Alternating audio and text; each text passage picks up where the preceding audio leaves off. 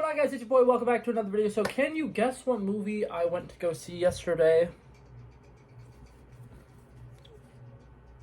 If you guessed the movie Spinning Gold, you're absolutely correct. I absolutely love Jeremy Jordan, and his portrayal in that movie was really great. I'm kidding. But that being said, I do love Jeremy Jordan. I just did not go see that movie. Modern movie review. Okay, so I'm gonna get right into the actual topic here. I went to go see the Dungeons and Dragons movie yesterday because I've heard a lot of people saying it's the most shocking movie of the year so far. It is a really good movie, and I really wanted to see if that's true. I am a nerd, and I do love Dungeons and Dragons. I only played it for, I want to say, about 3 or 4 months. I had one campaign that I did, and it was a lot of fun, and it's a really cool game. If you guys want to play it, I definitely would recommend getting into it and trying to get a group of friends together to play it, because it actually can be a whole lot of fun. And people who say that it's not fun, you just haven't done it with a group of people who are actually creative and fun and like to use their imagination. It's like the game 100% depends on the people playing it for it to be fun. So if you think that Dungeons and Dragons is boring, you're boring.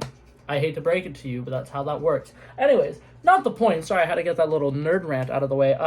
From this point on forward, there are spoilers, okay? Spoiler warning, okay.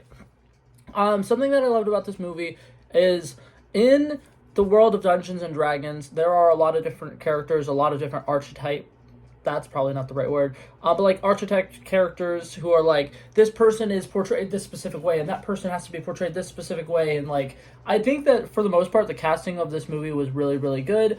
I think that Sophia Lillis, literally just had to look up her name because I could not remember, was an excellent portrayal of the kind of character who she was portraying. I think that Justice Smith did a brilliant job playing the character who he was playing in this movie. And overall, I think that Chris Pine was there because he's Chris Pine.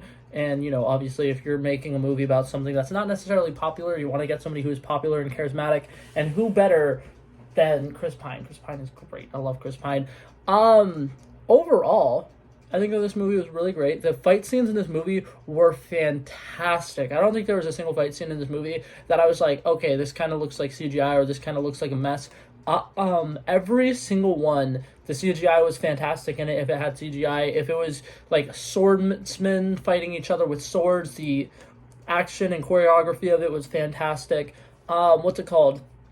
Towards the very end of the movie, there's a fight scene where the evil red wizard or whatever is fighting off against the 4 main characters or whatever, and they're each kind of attacking her one at a time using their own distinct power sets, and they're all fighting her 4 different ways, and it's a 1v4, and the way that it's portrayed is so great, and it's just constant action. This person's going at her, then this person's going at her, then this person gets knocked away, and then this person's going at them, and then this person hits them or whatever, and it's just such a cool little mix around of like this person and that person doing a little team up to fight this one person, and then this person and that person doing a little team up to fight up this one person, and it was fucking amazing. It is one of the like coolest action sequences I think I've seen in a movie in a really long time. I think one of the only action scenes that I can genuinely compare this to is in Endgame, when it's the big 3 versus Thanos for that short period of time, where it's like Thor with his 2 hammers, Captain America with his shield that's still intact, and Iron Man all fighting together against just Thanos.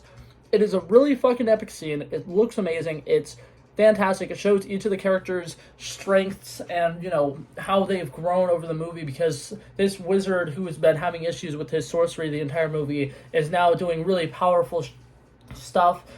This girl who can shapeshift is now shapeshifting into more creative animals, whatever.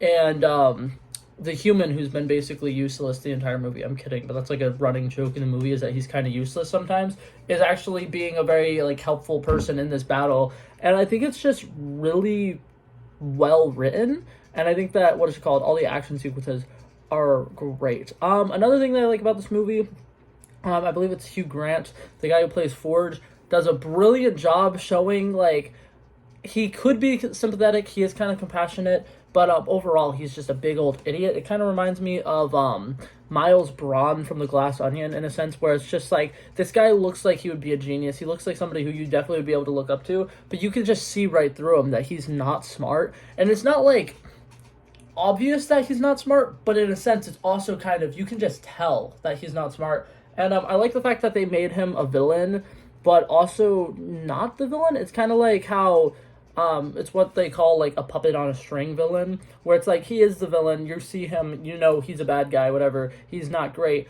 but he's really being used by this other person who's much, much worse. And I think that the way that they portrayed that was really great. And the one of the only problems that I had with this movie was the fact that it was obvious that the Red Wizard was going to try to recreate the thing where she takes over a bunch of people's bodies or whatever, and what's it called, do their little evil thingies. What's it called? At some point, the Yendar guy does a better job explaining it. I personally watched the movie last night, so I can't explain it perfectly. But basically, she has this magical conch shell, a giant cloud of smoke comes down, and anybody who is touched by the cloud of smoke becomes a red wizard and a part of her undead army. It's kind of like Hela in Thor Ragnarok, whatever. She has her undead army.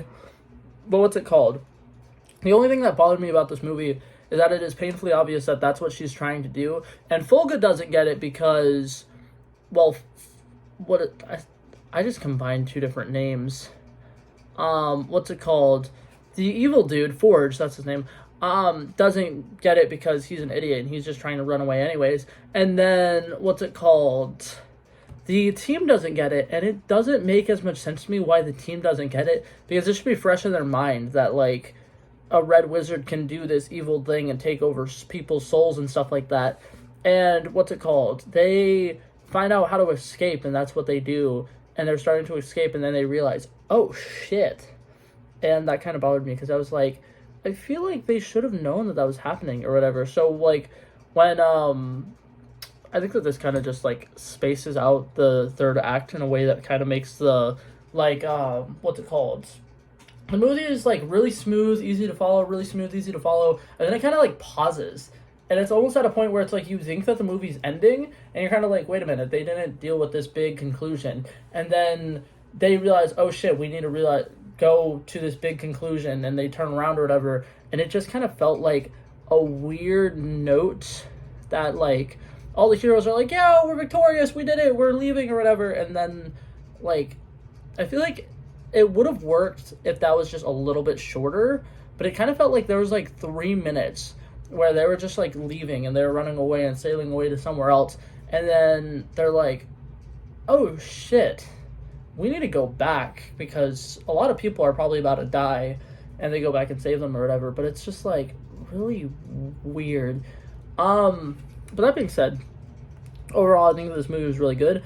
The humor in this movie was fantastic, and something else that I like about this movie as a Dungeons & Dragons nerd is you can tell when certain people are doing certain actions, and they have to, like, roll for fortune or whatever, and you can tell, like, certain moments where the person, like, rolls a d7 or whatever, and, like, you can tell where it's, like, it works to an extent, but it doesn't work that well because obviously they didn't roll that a high enough number. And then you can tell times where they get super good luck, and you can tell they just rolled a d20, whatever. And what's it called? Like the ending, you can tell they just got some good rolls or whatever. If you're talking in D&D like terminology, overall I think that works really well.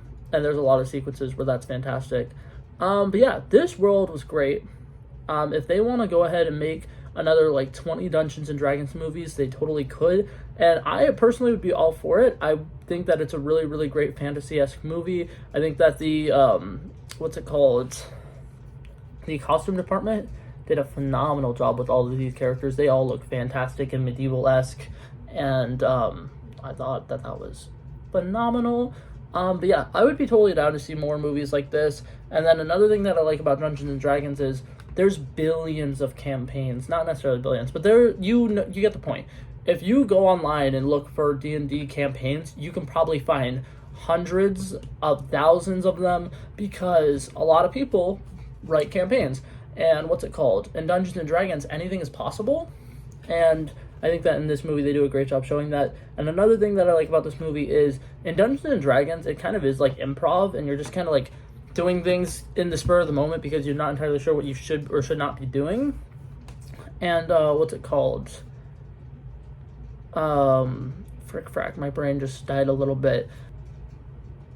Oh yeah, and in this movie there are certain scenes where it seems like the characters are kind of just like improving and ad-libbing off of each other, and it is really well done. And I think it was great chemistry between all of the actors in this movie.